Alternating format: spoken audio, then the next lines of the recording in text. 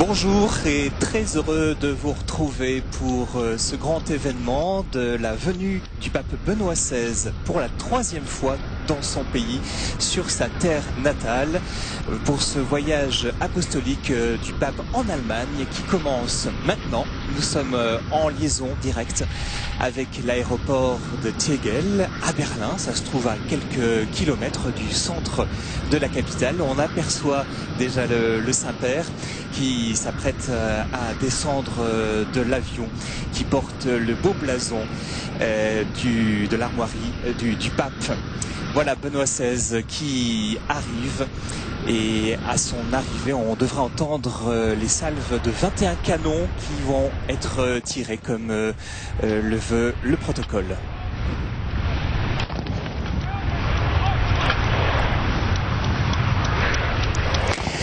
Alors nous avons la chance d'avoir sur place Philippine de Saint-Pierre qui est dans l'avion du pape. Elle est partie depuis Rome ce matin. Elle est dans la suite papale et nous la retrouverons dans quelques instants. Elle nous dira notamment en substance ce que le pape a dit dans l'avion. Vous savez qu'il s'adresse toujours aux journalistes. Alors 4 questions ont été posées. Nous verrons avec elle la substance du message du pape.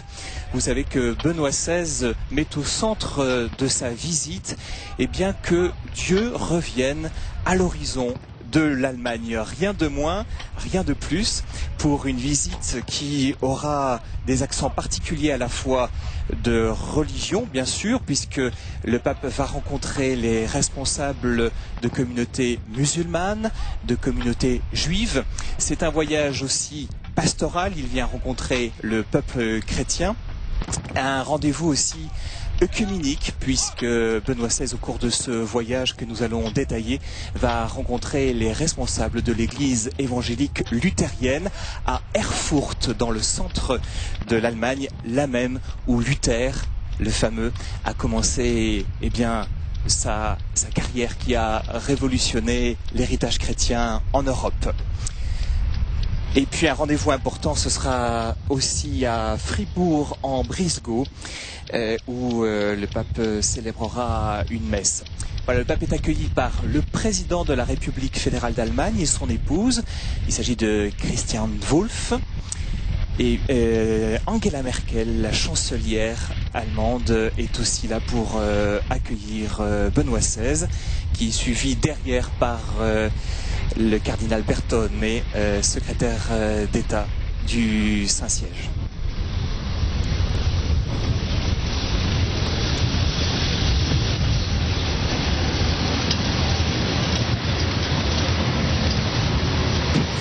Alors il n'y aura pas sur l'aéroport, voilà, Angela Merkel, vous savez que c'est une fille de pasteur, c'est une chrétienne convaincue, membre de la CDU, et vous découvrirez les nombreux responsables politiques de ce pays, membres de cette CDU, cette démocratie chrétienne allemande, qui nous réapprend la réalité politique de cette démocratie chrétienne en Europe et plus particulièrement en Allemagne. Donc, sur l'aéroport de Tegel, il n'y aura pas de discours comme le veut souvent la tradition. Le protocole a souhaité que le Saint-Père soit accueilli par le président lui-même dans son château. Donc nous irons dans quelques minutes suivre la suite papale au château Bellevue. C'est un magnifique palais en style néoclassique qu'on va découvrir tout à l'heure, qui est la résidence d'été des anciens rois de Prusse. Et c'est là que officiellement aura lieu cette réception du pape par le président de la République fédérale d'Allemagne. Voilà, Angela Merkel qui présente les personnes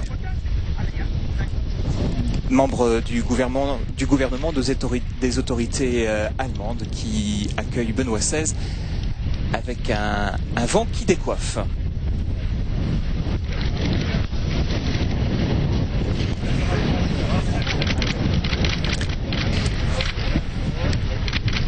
Alors quelques mots sur Berlin. Nous sommes arrivés en même temps que le pape, par l'intermédiaire de l'image. C'est la deuxième ville la plus peuplée de l'Union européenne. On compte 3 500 000 habitants, la plus peuplée après Londres, qui en compte quand même le double, hein, Londres, hein, 7 655 000 habitants.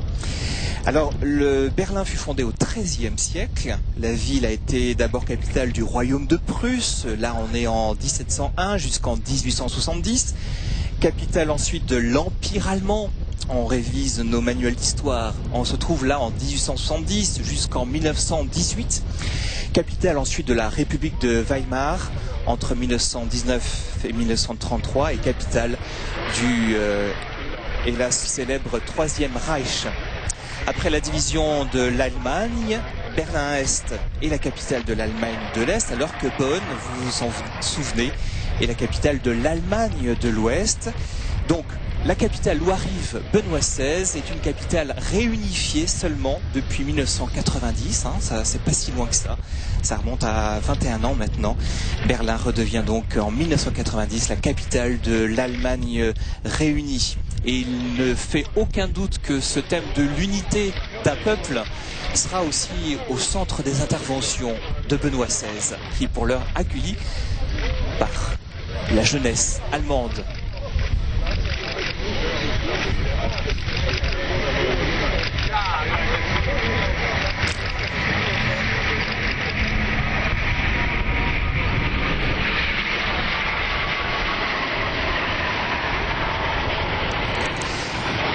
Là où est Dieu se trouve l'avenir. Là où est Dieu naît l'avenir. Eh bien voilà, on vient d'en avoir l'image.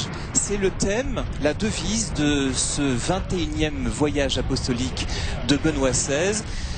Là où est Dieu naît l'avenir. Ce sont ces paroles même qu'il avait dites en 2007 dans un centre marial en Autriche. Eh bien, ces paroles ont été reprises par les évêques allemands qui ont décidé donc d'en faire la devise de ce voyage. Les évêques allemands, du reste, qui sont mis un petit peu de côté pendant ce voyage. Benoît XVI s'en est expliqué. Oui, je ne rencontrerai pas les évêques allemands pendant ce voyage. J'ai l'occasion de les rencontrer de nombreuses fois. Vous savez que les évêques de tous les pays viennent en visite régulièrement, rencontrer l'évêque de Rome. Et donc Benoît XVI estime qu'il les connaît bien, ces évêques. Il est souvent en relation avec eux, donc il ne va pas les rencontrer particulièrement pendant ce voyage. Un voyage qui aura au contraire des accents, je le disais tout à l'heure, politiques, avec ce discours très attendu qui aura lieu aujourd'hui au Bundestag. Le pape, à l'invitation du président du Parlement fédéral, eh bien, donnera un discours devant plus de 600 députés. Alors, est-ce qu'ils seront 600 ? Ben, c'est un petit peu la question, puisque certains députés ont dit déjà qu'ils boycotteraient ce rendez-vous. Ils ne souhaitent pas entendre le message du pape, alors que le président de la conférence des évêques allemands, Monseigneur Soltich, invite au contraire tous les parlementaires à écouter ce que vient dire le pape. Il les invite, même s'ils sont absents, eh bien, à s'informer un peu de ce qui va être prononcé tout à l'heure. Ça sera donc cet après-midi à 16h15, un grand rendez-vous que nous aurons la joie de transmettre en direct. On peut être fier quand même à KTO de retransmettre en direct comme ça tous ces événements importants. C'est la seule télévision francophone en France, en Belgique et partout dans le monde sur Internet qui retransmet ces événements importants. Donc un motif de fierté grâce à vous, téléspectateurs de KTO, qui faites vivre cette télévision.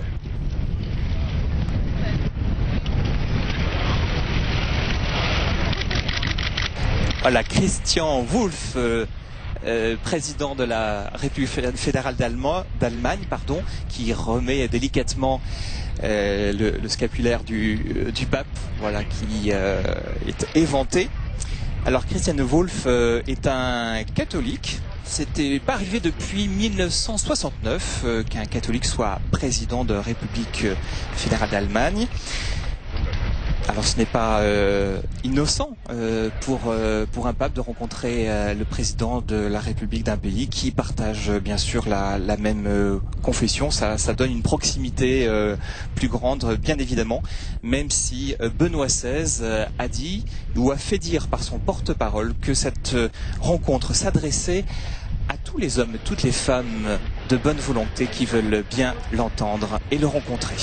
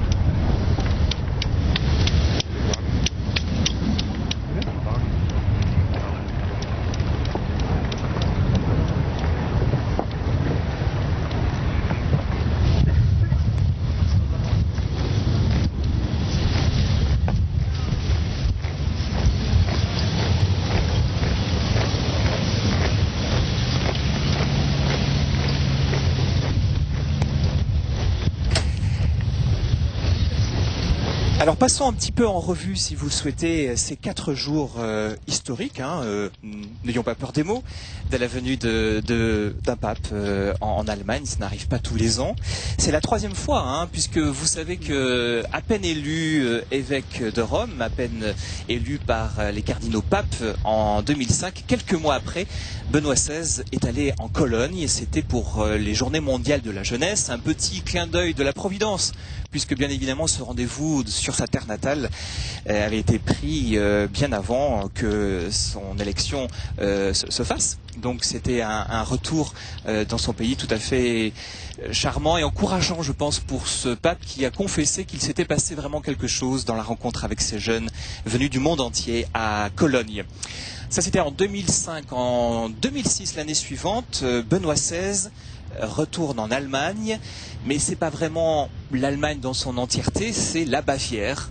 La Bavière, 2000 ans d'histoire, pas loin de 1500-1600 ans de christianisme, le cœur chrétien de ce pays.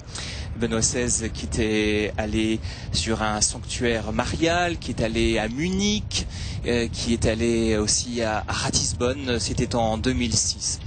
Et donc c'est la première fois qu'il fait maintenant, à partir de ce matin jusqu'à dimanche, une visite d'État où il rencontre le gouvernement qu'il avait rencontré très brièvement à Cologne, mais là il va rencontrer Angela Merkel, on l'a dit tout à l'heure au cours d'un entretien privé, donc c'est vraiment une visite d'État qui s'adresse à toute l'Allemagne. Alors à 11h15, le pape là, il se rend au château de Bellevue, la résidence du président de la République fédérale d'Allemagne, Christian Wulff. C'est en route, c'est à quelques kilomètres, au cœur de Berlin, dans un magnifique parc. Nous allons découvrir ça. Ensuite, à 12h50, aura lieu la rencontre avec la chancelière Angela Merkel. Ça sera à l'Académie catholique de Berlin. C'est le siège de la conférence épiscopale allemande. Et puis dans l'après-midi, grand rendez-vous très attendu à 16h15, rencontre avec le Bundestag, le Parlement allemand fédéral, qui se trouve dans le palais du Reichstag. Un discours très attendu et à suivre tout à l'heure avec nous. Ensuite, 17h15, dans une des salles du Parlement, Benoît XVI s'adressera à des représentants de la communauté juive. Et puis, pour terminer la journée, le point culminant de cette rencontre, eh bien, vous l'avez compris, vous le devinez, c'est bien sûr une messe à 18h30. Aujourd'hui, le pape célébrera sa première messe de ce 21e voyage apostolique en dehors de l'Italie, au stade olympique de Berlin. Finalement, ça sera au stade olympique de Berlin, puisqu'il y avait eu des discussions, savoir si c'était opportun de faire une messe dans un lieu aussi important, ou s'il fallait au contraire réserver un lieu plus confidentiel. Eh bien, rien de confidentiel, ce soir ce sera une messe pour accueillir le plus de monde possible, à suivre sur KTO à 18h30. Demain, vendredi, Eh bien, deuxième journée de ce voyage, une rencontre est prévue à 9 h avec des représentants de la communauté musulmane. Ce sera la nonciature apostolique. Nous ne retransmettons pas ce rendez-vous. On se retrouvera sur KTO à partir de 10h45 et à 11h15 demain, donc vendredi, la visite de la cathédrale Sainte-Marie de Erfurt. Le pape visite cette cathédrale et il rencontrera ensuite, en fin de matinée, les représentants du conseil de l'église évangélique allemande au cours d'un discours que le pape a envoyé à la télévision allemande samedi. Benoît XVI a dit que c'était un des rendez-vous les plus importants que cette rencontre œcuménique avec les membres du conseil de l'église évangélique allemande. Ce sera donc demain.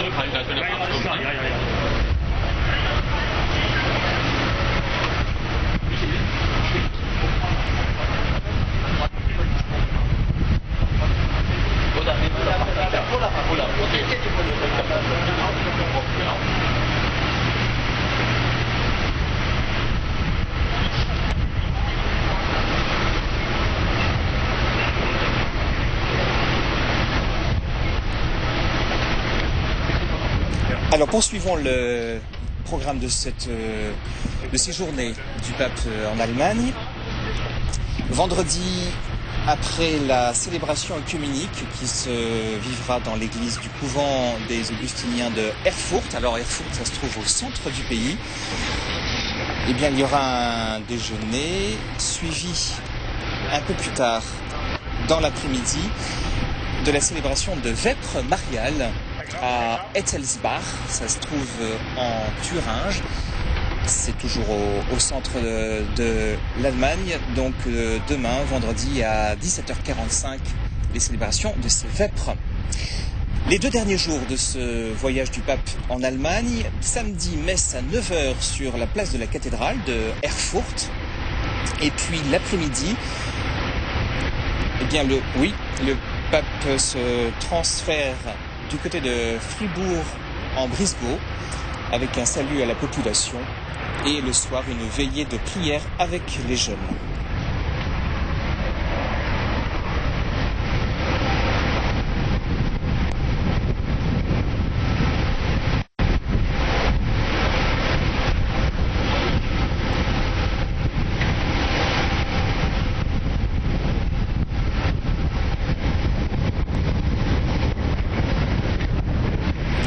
Et pour terminer ce programme, eh bien, ça se termine le dimanche avec la messe du jour du Seigneur à l'aérodrome de Fribourg en Brisgau. Là, on se retrouvera à quelques kilomètres de la frontière française. L'après-midi du dimanche, un déjeuner avec les membres de la conférence épiscopale allemande, une rencontre l'après-midi avec les juges de la Cour constitutionnelle fédérale. Et puis à 17 h, une rencontre avec les catholiques engagés dans l'Église et la société.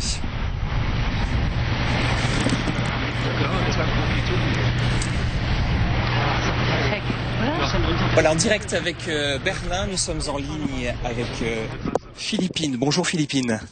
Bonjour Arnaud, bonjour à tous. Vous êtes très proche du pape. Je ne sais pas si vous vous situez dans une des voitures proches du cortège. Vous pouvez nous dire un peu, en quelques mots, les questions qui ont été posées au pape dans l'avion, selon la tradition d'une espèce de conférence de presse. Alors d'abord, une première question posée au pape, c'est son rapport à sa terre natale. Oui, alors le pape est venu nous parler à l'arrière de l'appareil, comme le veut effectivement la tradition de ses voyages. Il est resté un peu moins de 15 minutes avec les journalistes et il a répondu à 4 questions, dont en effet la première sur son rapport à sa mère patrie. Y a-t-il encore d'allemand en vous et quel rôle joue cette identité allemande lui a-t-il été demandé? Alors le pape a souligné bien sûr, c'est mon pays natal, c'est ma langue, c'est là que s'est forgée ma culture. Mais en même temps, Benoît XVI a expliqué que par son baptême dans le Christ, il est devenu aussi membre d'un peuple nouveau et que la culture, la langue, l'amour de la patrie demeurent, mais qu'ils sont dépassés par l'appartenance à la cité de Dieu où tous sont frères et sœurs. Alors deuxième question sur cette conférence de presse, la question a été posée de quoi dire à ceux qui quittent l'Église, que dire à ceux qui quittent l'Église, car on sait que 180 000 Allemands ont quitté l'Église catholique l'année dernière. Voilà, alors il y a ce phénomène qu'on appelle à tort ou à raison d'ailleurs de débaptisation, en tout cas de demander à être rayé des registres paroissiaux et donc à ne plus être soumis à l'impôt cultuel. Alors il faut savoir aussi que ce phénomène se ralentit, semble-t-il, sur l'année 2011, à la différence de 2010. Benoît XVI dit qu'il comprend la crise que peut provoquer notamment les scandales de pédophilie, la perte de confiance que cela peut provoquer. Il explique aussi que dans un contexte aussi sécularisé que celui de l'Allemagne aujourd'hui, les raisons sont probablement très complexes. Il demande au fond à chacun d'aller au fond de la question. Qu'est-ce que l'Église et pourquoi suis-je dans l'Église? On n'est pas dans l'Église comme dans une association sportive ou culturelle, explique le pape. C'est beaucoup plus profond, ça touche à la nature même de l'être. Et la question, c'est de savoir, est-ce que l'on veut être emmené avec le Seigneur des eaux de la mort à la terre de la vie? Comment réagit le pape face à l'opposition manifestée avant sa venue? Une des questions posées par l'un des journalistes dans l'avion. Eh ben, comme toujours, très tranquillement, Arnaud. C'est normal que dans une société libre et sécularisée comme la nôtre, il y ait des oppositions à la visite du pape, explique Benoît XVI, qui souligne d'ailleurs qu'on doit prendre acte aujourd'hui d'une opposition au catholicisme forte dans nos sociétés. Mais le pape veut souligner aussi qu'il y a des gens également qui l'attendent pour une fête de la foi, qui l'attendent dans la joie. En tout cas, voilà, il y a différentes dimensions dans l'opposition au pape. Certaines s'expliquent par l'histoire de l'Allemagne, d'autres parce que c'est le pays de la réforme, d'autres encore par des mécanismes propres à la culture allemande. Mais le pape, lui, est très tranquille quant à cela. Il trouve légitime que chaque opinion s'exprime pourvu que ce soit dans le respect mutuel. Et enfin, une des questions centrales, ce sera la rencontre œcuménique de demain. Il y a eu une question sur ce sujet-là? Oui, alors bien sûr, vous l'avez rappelé, le pape lui-même, dans son message télédiffusé par la chaîne ARD, a souligné que ce serait un des points d'ordre. Il l'a redit tout à l'heure dans l'avion. Ce sera un point fort de ce voyage que cette rencontre avec les réformés, là même où Martin Luther a commencé sa formation théologique, dans une époque sécularisée, souligne Benoît XVI. En fait, ce travail en commun des chrétiens est extrêmement important. Les chrétiens ont ensemble aujourd'hui la mission de rendre le Christ visible dans la société. Voilà donc l'importance de cette rencontre d'Erfurt. C'était la 4e et dernière question du pape dans l'avion. Est-ce que vous pouvez rester avec nous, Philippine, ou c'est un peu perturbé? Vous restez un peu avec nous? Alors écoutez, oui, vous avez peut-être deviné que c'était un peu perturbé pour la raison que nous sommes quelques voitures juste devant le cortège et donc en train d'arriver au château de Bellevue, la résidence du président fédéral, où va avoir lieu, après un bref arrêt à l'intérieur pour la signature du livre d'or, la cérémonie officielle de bienvenue qui explique donc la brièveté de la rencontre à l'aéroport.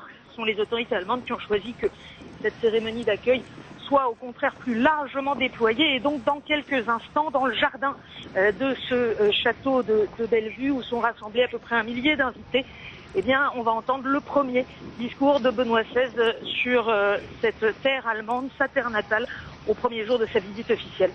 Vous l'avez approché un petit peu le Saint-Père. Comment vous le trouvez, hein? C'est un homme qui a 84 ans, il sort des JMJ. Comment vous le trouvez physiquement? Oh, écoutez, on peut toujours gloser à loisir. Moi, je suis pas son médecin personnel et j'ai pas d'informations particulières. Peut-être, en tout cas, certains confrères l'ont noté. A-t-il une infection ou un problème particulier à l'œil gauche qui semblait de fait un peu rouge, un peu gonflé aujourd'hui? Pour le reste, son visage était très détendu. On a vu un pape plutôt serein et tranquille ce matin dans l'avion. D'accord. Merci Philippine. On se retrouve tout à l'heure, de toute façon, pour la suite de ce commentaire. Hein. Nous avons la chance de vous avoir en direct proche du pape. Voilà, Philippine le soulignait à l'instant, nous sommes en Allemagne dans une configuration d'église particulière, puisque sur 82 millions à peu près d'Allemands, eh bien, on compte grosso modo, on va dire 30% de catholiques, 30% de protestants, et puis 30% de membres d'autres confessions religieuses ou déclarant appartenir à aucune confession. Donc nous sommes dans une configuration où l'Église catholique cohabite depuis longtemps avec l'Église luthérienne. Elle est même minoritaire, l'Église catholique, dans certains États, majoritaire dans d'autres. Et Benoît XVI a eu cette habitude, en étant allemand, en étant ensuite enseignant, eh bien de travailler avec des pasteurs, des enseignants membres de cette Église évangélique luthérienne. Il a souhaité d'ailleurs lui-même que cette rencontre œcuménique qui aura lieu demain, eh bien, prenne un peu plus de temps que prévu, parce qu'à l'origine de ce programme, ça ne devait durer qu'une demi-heure, et c'est lui qui insistait un peu pour qu'il puisse prendre le temps de rencontrer plus largement cette église évangélique luthérienne.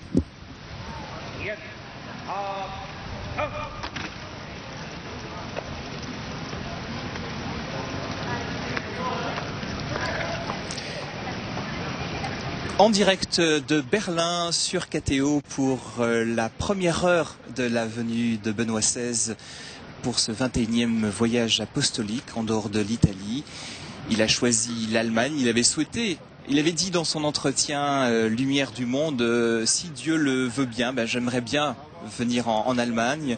Il était venu à Cologne pour les JMJ, il était venu en Bavière, mais il n'avait pas fait de visite d'État. Eh bien, ça y est, Dieu l'a voulu.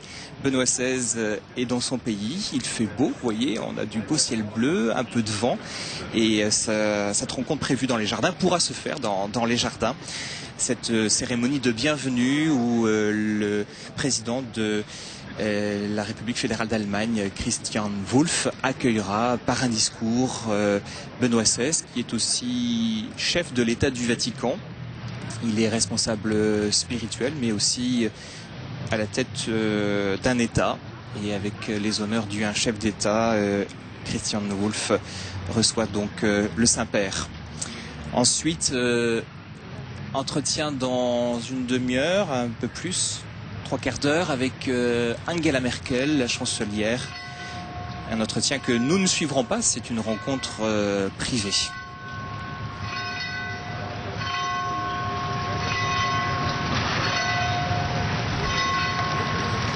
Alors nous nous trouvons à 10 km de l'aéroport. Ce château Bellevue a été construit en 1785 dans un style néoclassique. C'est donc le lieu de résidence du président. Il se trouve dans un très grand parc, le parc de Tiergarten, au centre même de la capitale, à Berlin. Il paraît qu'on a une vue splendide, d'où le nom de château Bellevue, une vue panoramique sur la rivière Spree. Alors c'est une rivière, c'est pas un fleuve, même si ça a la dimension d'un fleuve. Et c'était l'ancienne résidence estivale des rois de Prusse. La rencontre a lieu dans les jardins du château. Et nous entendrons dès l'arrivée du pape les hymnes des deux pays respectifs et un défilé de la garde d'honneur. Ensuite, après les discours, eh bien, il y aura un échange de cadeaux de part et d'autre, et puis les traditionnelles photos pour cette visite de courtoisie et visite d'État ici à Berlin, dans ces premières minutes, cette première heure bientôt de la venue de Benoît XVI en Allemagne. Je vous rappelle la devise de ce voyage: là où est Dieu, naît l'avenir, naît le futur.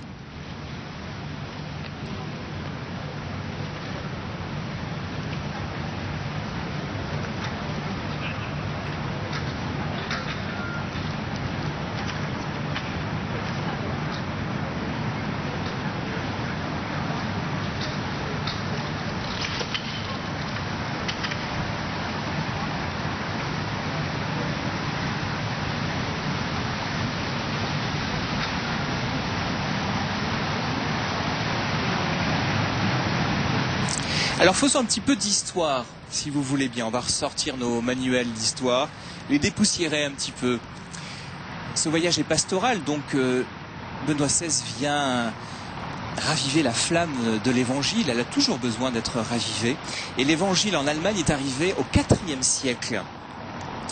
Puis l'évangélisation s'est faite par les moines au VIe siècle. D'abord en Bavière, avec la figure de Saint Corbinien.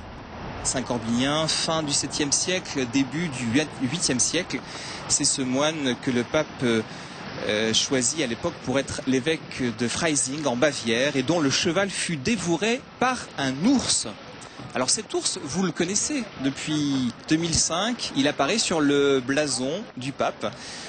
Cet ours qui donc rappelle cette histoire d'un ours qui a été domestiqué par Saint Corbinien, car Saint Corbinien, donc on est au 7e siècle, hein, il traverse la Bavière et un ours sort de la forêt et dévore son cheval. Alors Saint Corbinien n'est pas content du tout, il gronde l'ours qui devient un petit ours domestique et il réussit donc à doter cet animal féroce. Et depuis donc la tradition reprend l'image de cet ours sur d'abord les blasons de l'évêque de Munich et puis selon la volonté de Benoît XVI fait partie des armoiries de ce pape. Voilà, on aperçoit donc le cardinal Bertone.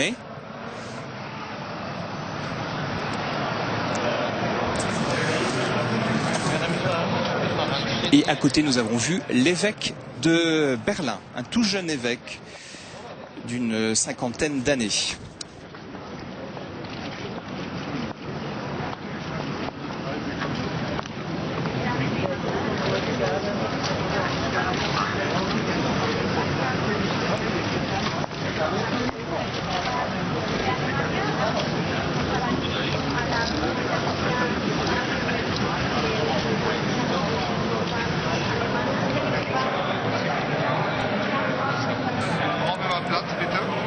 Alors poursuivons notre histoire de l'évangélisation de l'Allemagne.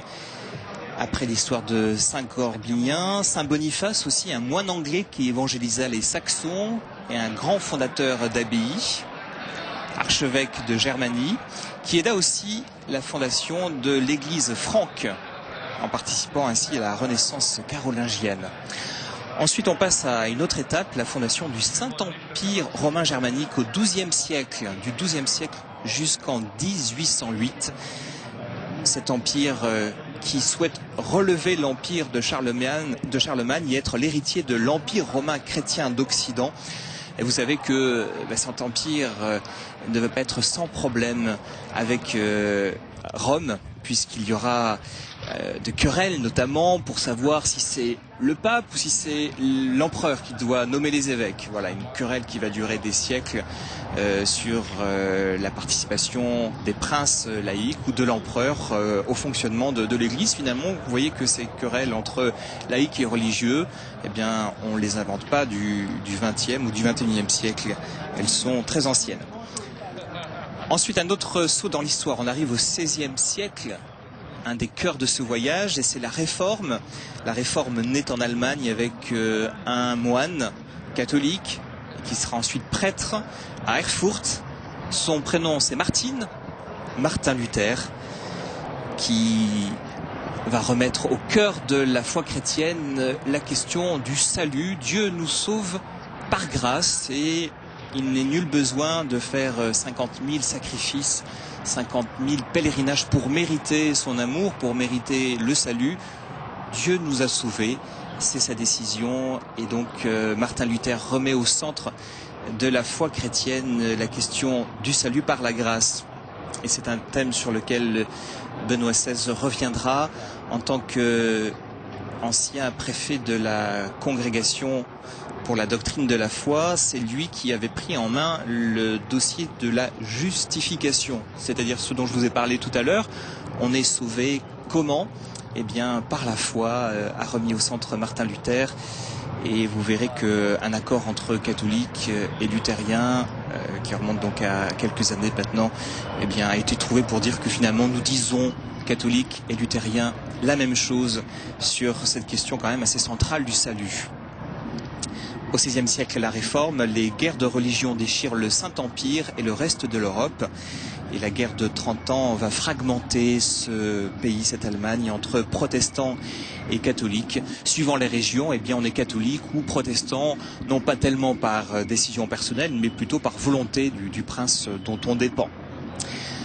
On continue notre saut dans l'histoire au XIXe siècle. Et là, on est en plein dans l'époque où ce château de Bellevue a déjà été construit et déjà bien érigé. Eh bien, c'est le remaniement du territoire allemand par l'invasion des troupes de Napoléon. Les églises catholiques et protestantes reconnaissent la liberté religieuse, c'est-à-dire le choix pour un Allemand d'être chrétien catholique ou protestant. Voilà, chacune des églises reconnaît que eh bien, ça appartient à la conscience et à la liberté de chacun de choisir sa confession.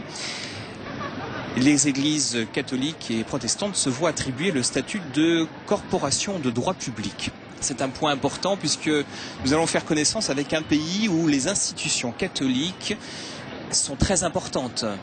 Écoles, maisons de retraite, hôpitaux, 400 000 employés par l'Église catholique dans les œuvres de charité. L'Église catholique qui reçoit, comme l'Église protestante, un financement de l'État par un impôt sur le choix des citoyens allemands de se déclarer catholique ou protestant ou de se déclarer sans religion, auquel cas l'impôt ne revient pas à l'Église mais à des œuvres humanistes. Eh bien, ces églises donc sont partie prenante de la construction de la société et c'est un des points sur lequel reviendra aussi Benoît XVI dans ce voyage. On continue notre histoire et on arrive dans la guerre froide avec cette tragique partition du territoire allemand, la République fédérale d'Allemagne, majorité de catholiques qui appartient au bloc de l'Ouest, et puis la RDA, la République démocratique allemande, sous la coupe du joug communiste. Les confessions chrétiennes ont participé activement à l'effondrement du communisme allemand. On se souvient de ces conférences organisées par des pasteurs, des conférences clandestines pour réveiller les consciences et se soulever au nom de la liberté de l'Évangile contre toute forme de dictature. Et l'effondrement du mur de Berlin en 1989. Berlin redevient la capitale du pays l'année suivante. Mais en attendant, pendant cette guerre froide, eh bien, ce sont plusieurs générations de citoyens allemands qui, sous un régime athée, eh bien, n'ont pas pratiqué la religion, n'ont pas assisté à des formations de catéchèse, n'ont pas été baptisés. Eh bien, quand l'Allemagne va être réunifiée, cette arrivée massive, non pas cette arrivée, mais cette réconciliation de citoyens allemands avec toutes ces générations de citoyens qui n'ont pas reçu l'évangile, eh bien, va poser des questions importantes comme un défi d'évangélisation pour l'Allemagne.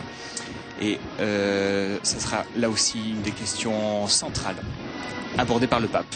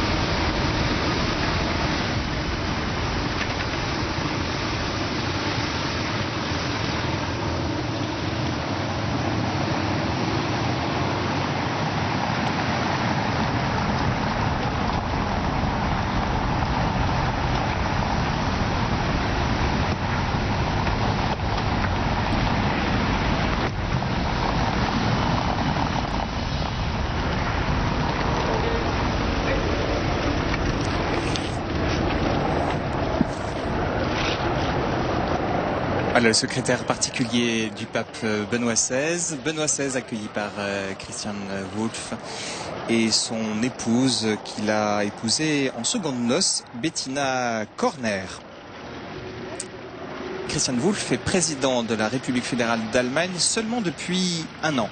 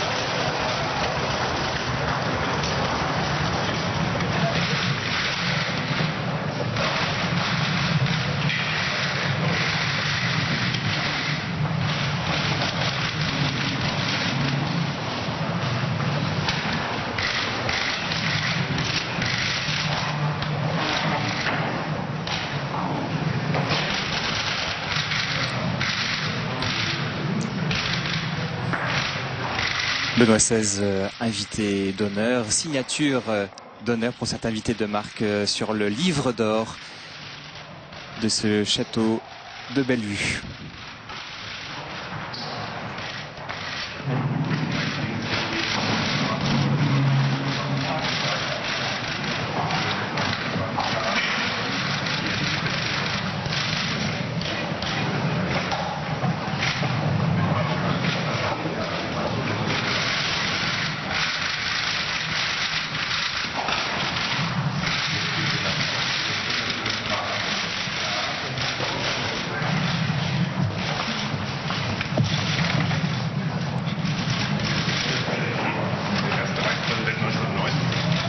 Theodor Heuss, der erste Bundespräsident 1949. Erste und zweite Demokratie haben wir durch die beiden Reichspräsidenten.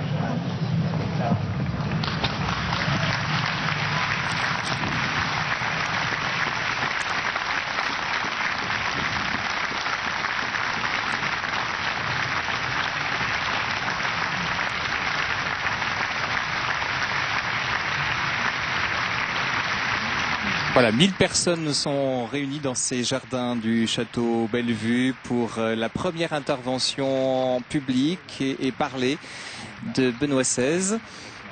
Il va prononcer 18 discours ou 18 interventions publiques au cours de ce voyage. C'était énorme en 4 jours. Donc il ne va pas économiser sa parole et ses encouragements font du bien. Je pense pour lui dire allez, vas-y, on est avec toi, très Saint-Père. Internationale Politik, Frau Neumann, der Imperialamt, Frau Wesecker, General Weiler, Verteidiger Hartwig, Frau Bieroll, Kollegialamt, Frau Parsons, meine Büroleiterin, Kaltlauf, der die organisiert, Minister, auswärtige Politik, das hat alles Danken hier. Tante, General van Rohr und der Wieshuber, mein Mann, der Kirchenvater. Hat viel Arbeit gehabt, aber begeistert den Besuch mit vorbereitet.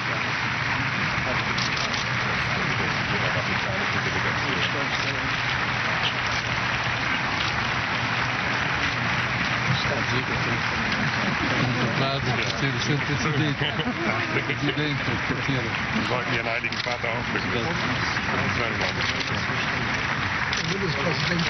Herzlich willkommen.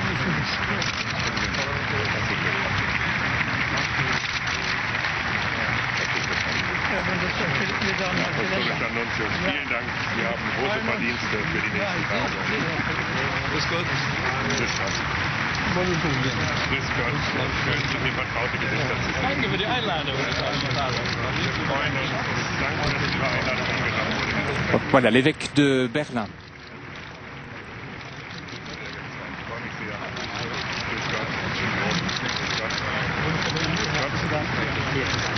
Herzlich willkommen.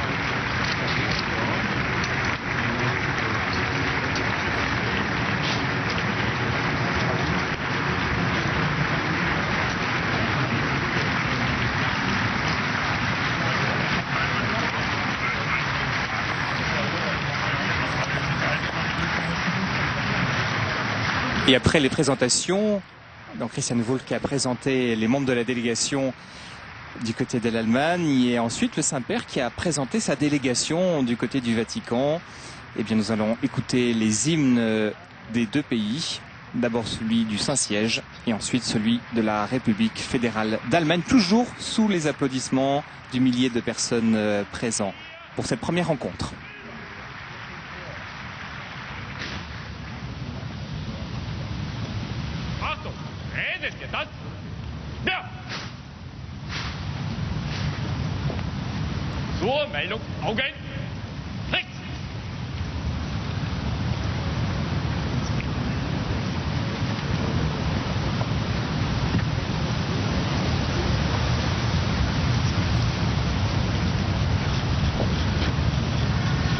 Eure Heiligkeit, ich melde die Ehrenformation der Bundeswehr zu Ihrer Begrüßung angetreten.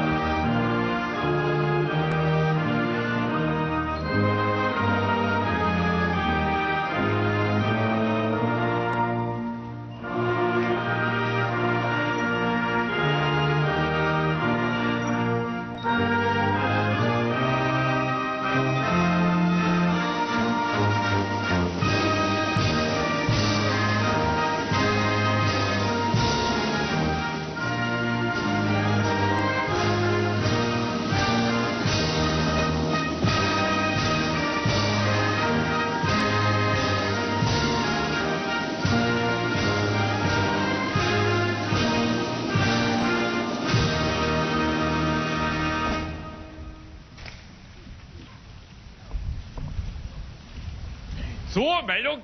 Augen. Rechts.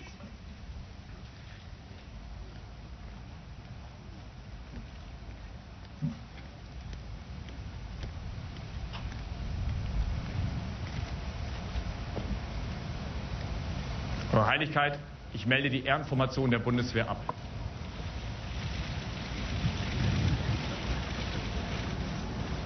Augen gerade! Aus! Das Gewehr! Über!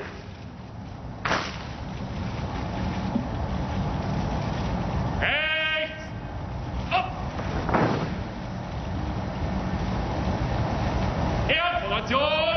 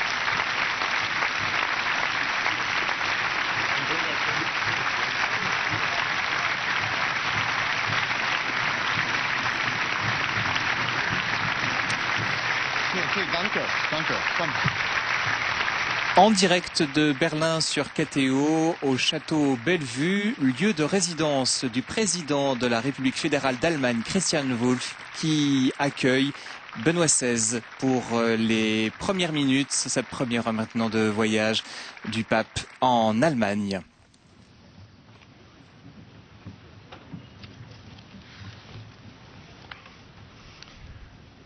Heiligkeit, mit allen Bürgerinnen und Bürgern, die sich hier im Park von Schloss Bellevue versammelt haben, und im Namen der Menschen in Deutschland sage ich Ihnen von ganzem Herzen herzlich willkommen in Deutschland. Je voudrais vous dire bienvenue, Saint-Père, au nom de tous les habitants d'Allemagne et de toutes les personnes ici présentes.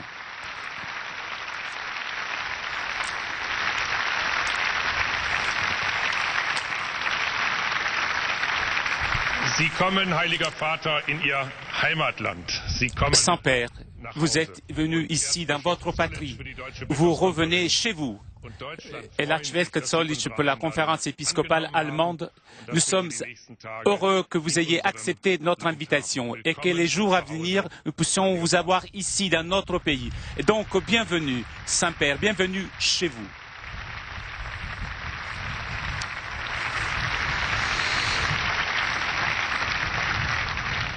Sie kommen in ein Land, dessen Geschichte und Kultur Vous venez dans un pays dont l'histoire et la culture est liée avec la foi chrétienne et tracée avec la foi chrétienne.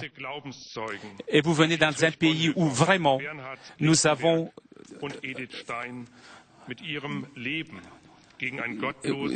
des témoins pour la foi contre un régime qui était sans la foi et sans Dieu. Vous venez dans un pays où il y a 22 ans, il y a eu le miracle d'une révolution pacifique, la récréation de l'unité de notre patrie.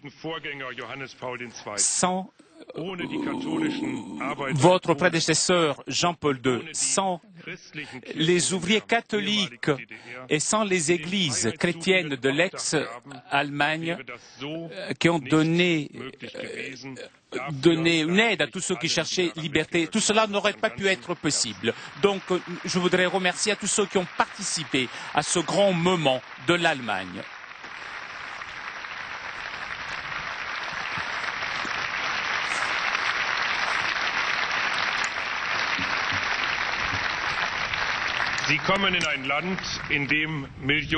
Vous venez dans un pays où il y a des millions de femmes et d'hommes qui, jour après jour, s'engagent pour leur foi.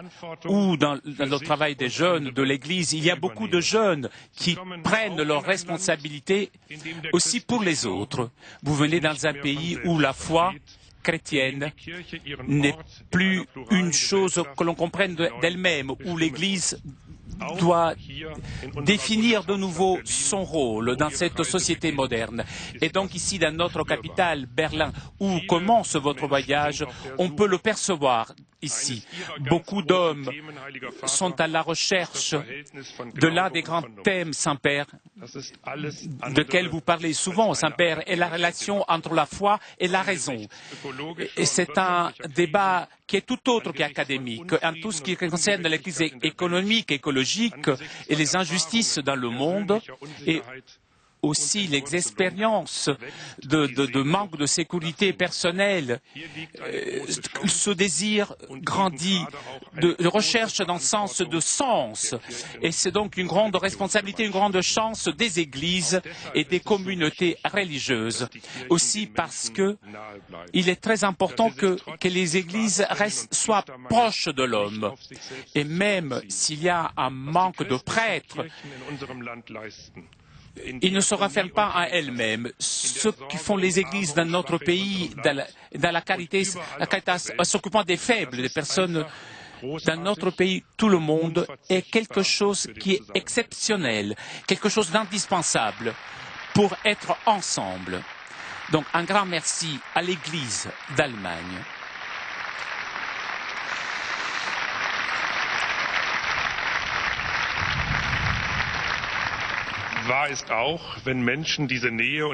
Il est vrai aussi que lorsque les personnes expérimentent cette proximité et ce fait de se donner soi-même, ressentent ce message qui n'est pas toujours facile en ce qui concerne ce que vous dites protéger la création et aussi en ce qui concerne le rapport avec les étrangers. C'est une chose très importante pour notre société et aussi pour cela nous vous remercions. Et tous les chrétiens et les hommes et les femmes qui sont engagés à l'intérieur de notre pays vous remercient, Saint-Père.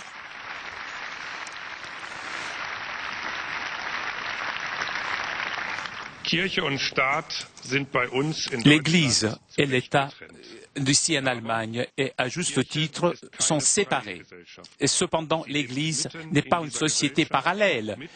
Elle vit à l'intérieur de notre société, à l'intérieur de ce monde, et donc à l'intérieur de cette époque. Voilà donc pourquoi il est toujours cité par de nouvelles questions. Et nous voyons comme l'Église est généreuse en ce qui concerne les problèmes de la vie des personnes, de son histoire, et aussi dans les comportements erronés de personnes qui ont des tâches importantes. Je pense ce que fait l'Église pour dépasser ses propres divisions entre les catholiques, orthodoxes et évangéliques, pour dépasser cette division. L'Allemagne est le pays de la réforme. Et je suis très heureux du fait que demain, vous pourrez visiter Erfurt, visiter un lieu important pour Luther, pour rencontrer aussi les représentants des églises évangéliques, pour avoir aussi une célébration œcuménique.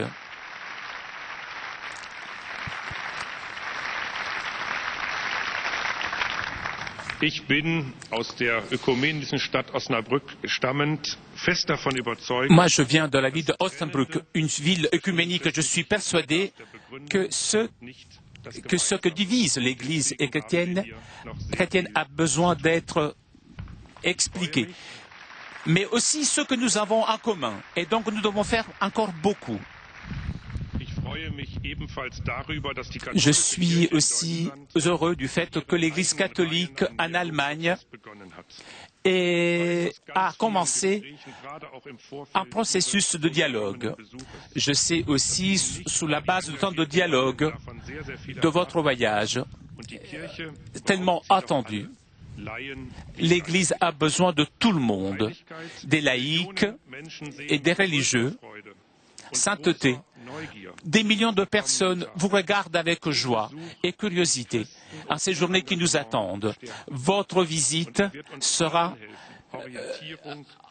quelque chose qui nous renforcera, nous les chrétiens, et qui nous donnera des orientations et aussi des points de référence. Et donc, de nouveau, de tout mon cœur, je voudrais vous adresser la bienvenue et vous demander la bénédiction de Dieu pour votre visite, pour cette visite que vous commencez chez vous, dans votre patrie. Merci.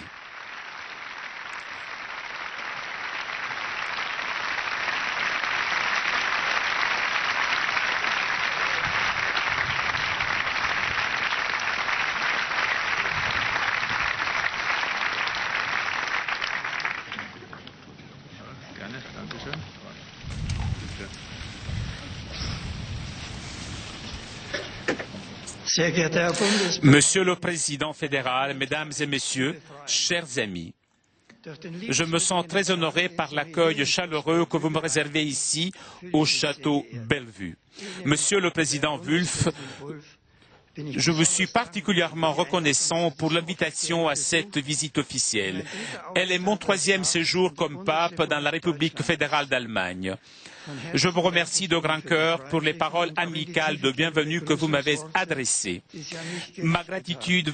Ma gratitude va aussi aux représentants du gouvernement fédéral du Bundesrat, ainsi qu'à la ville de Berlin, pour leur présence parmi laquelle ils manifestent leur respect pour le pape comme successeur de l'apôtre Pierre. Et finalement, je remercie les 3 évêques hôtes, l'archevêque Wölki de Berlin, l'évêque Wank, Erfurt et l'archevêque Zolzich de Fribourg, ainsi que tous ceux qui, aux divers niveaux ecclésiaux et publics, ont collaboré dans les préparatifs de ce voyage dans mon pays natal, contribuant ainsi à sa bonne réussite. Même si ce voyage est une visite officielle qui renforcera les bonnes relations entre la République fédérale d'Allemagne et le Saint-Siège, Je ne suis pas venu ici avant tout pour poursuivre des intérêts politiques et économiques déterminés, comme le font justement d'autres hommes d'État, mais pour rencontrer les personnes et parler de Dieu.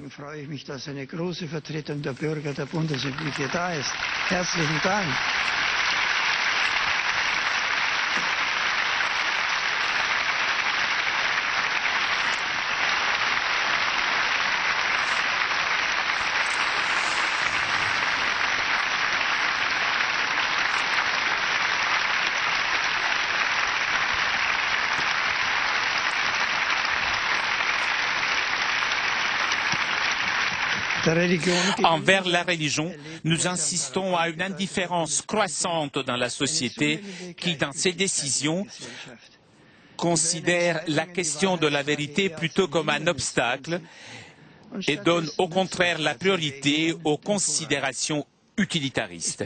Il est pourtant nécessaire d'avoir une base contraignante pour notre cohabitation, autrement chacun ne vit plus que pour son individualisme. La religion est l'un de ses fondements pour un être ensemble réussi. De même que la religion a besoin de la liberté, de même la liberté a besoin de la religion. Ces paroles du grand évêque réformateur social Wilhelm von Kettler, dont le 2e centenaire de la naissance est célébré cette année, sont encore actuelles. La liberté a besoin d'un lien qui s'origine dans une instance supérieure. Le fait qu'il existe des valeurs qui ne sont pas manipulables par rien ni par personne est la vraie garantie de notre liberté. L'homme qui se sent obligé au vrai et au bien sera aussitôt d'accord avec ceci. La liberté se développe seulement dans la responsabilité pour un bien supérieur. Un tel bien existe seulement pour tous ensemble. Je dois donc m'intéresser aussi à mes proches. La liberté ne peut être vécue en absence de relation. Dans le vivre ensemble humain, la liberté n'est pas possible sans la solidarité. Ce que je fais au détriment des autres n'est pas liberté, mais une action répréhensible qui nuit aux autres et aussi à moi-même. Je ne peux me réaliser vraiment comme personne libre seulement si j'utilise mes forces aussi pour le bien des autres. Cela vaut non seulement pour le domaine privé, mais aussi dans la société. Selon le principe de subsidiarité, la société doit donner un espace suffisant aux plus petites structures pour leur développement et doit en même temps les soutenir de telle sorte qu'un jour elles puissent être aussi autonomes. Ici, à Château-Bellevue, qui doit son nom à la vue splendide sur les rives du Spree et qui est située non loin de la Staatspoort et Bundestag, de la porte Brandebourg, nous sommes vraiment au cœur de Berlin, la capitale de la République fédérale d'Allemagne. Avec son passé mouvementé, le château, comme de nombreux édifices de la ville, est un témoignage de l'histoire allemande. Le regard clair aussi sur les pages obscures du passé nous permet d'apprendre de lui et de recevoir des impulsions pour le présent. La République fédérale d'Allemande est devenue ce qu'elle est aujourd'hui grâce à la force de la liberté façonnée par la responsabilité devant Dieu et de l'un devant l'autre. Elle a besoin de cette dynamique qui implique tous les domaines de l'humain pour pouvoir continuer à se développer dans les conditions actuelles. Elle en a la nécessité dans un monde qui a besoin de se renouveler en profondeur au niveau culturel et de redécouvrir les valeurs de fond sur lesquelles construire un avenir meilleur. Je souhaite que les rencontres durant les différentes étapes de mon voyage ici à Berlin, à Erfurt, à Eichsfeld et à Fribourg, puisse y donner une petite contribution. Puisse Dieu, en ces jours, donner à nous tous sa bénédiction. Merci.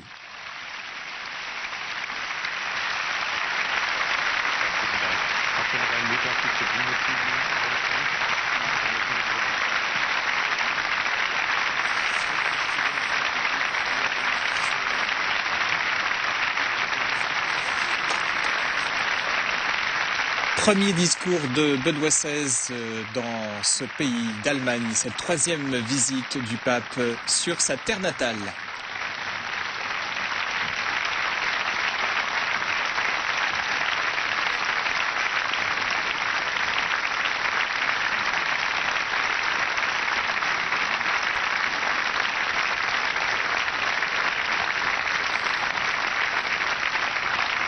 Voilà, Benoît XVI va maintenant rencontrer les familiers du président Christian Wulff.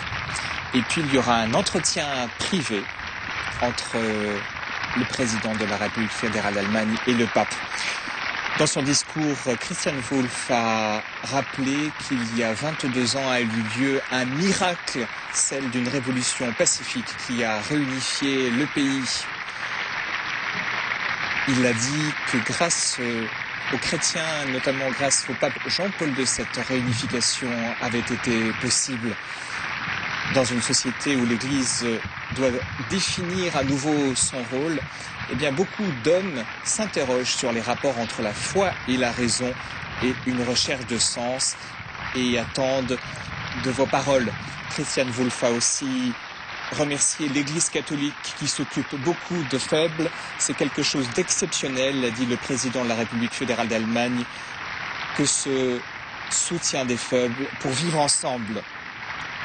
Le président Christian Wulff a aussi souligné les thèmes développés par Benoît XVI dans ses enseignements, à savoir protéger la création et protéger d'abord l'étranger.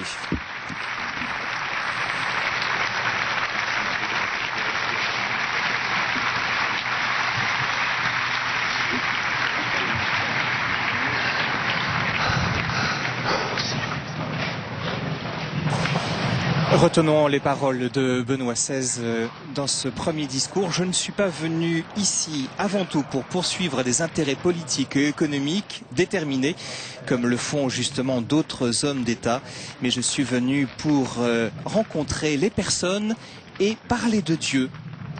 Envers la religion, a dit Benoît XVI, nous assistons à une indifférence croissante dans la société qui, dans ses décisions, considère la question de la vérité plutôt comme un obstacle et donne au contraire la priorité aux considérations utilitaristes.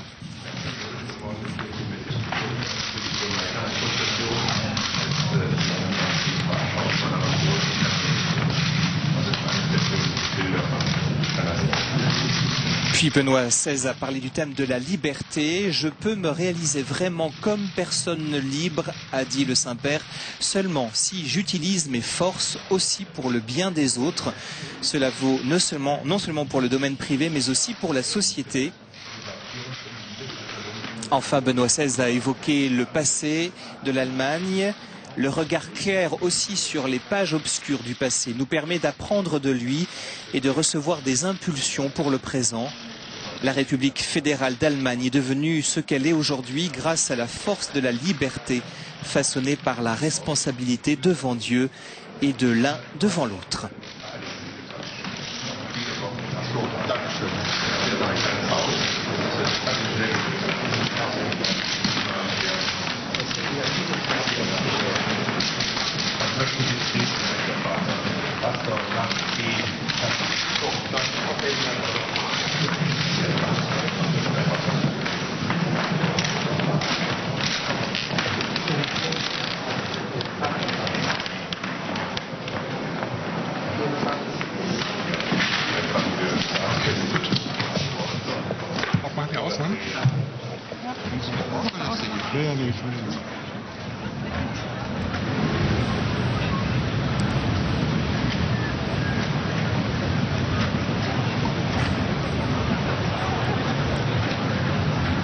Après cette visite de courtoisie au président de la République fédérale d'Allemagne, eh bien, tout à l'heure, Benoît XVI va rencontrer à 12h50 la rencontre officielle avec la chancelière fédérale au siège de la conférence épiscopale allemande à Berlin, près l'Académie catholique. J'ai nommé Angela Merkel pour une rencontre que nous ne vous offrirons pas en images. Nous aurons la possibilité de poursuivre ensuite la visite avec un rendez-vous cet après-midi à 16h15.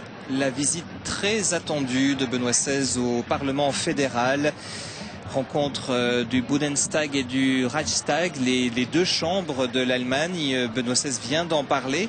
Il l'a décidé de se rendre au Parlement à l'invitation du président du Parlement. Nous savons que plusieurs dizaines de députés ont souhaité boycotter ce rendez-vous. Nous verrons ce qu'il en est.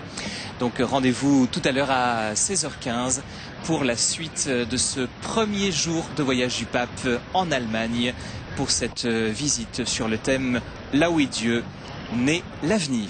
À tout à l'heure sur KTO bien sûr.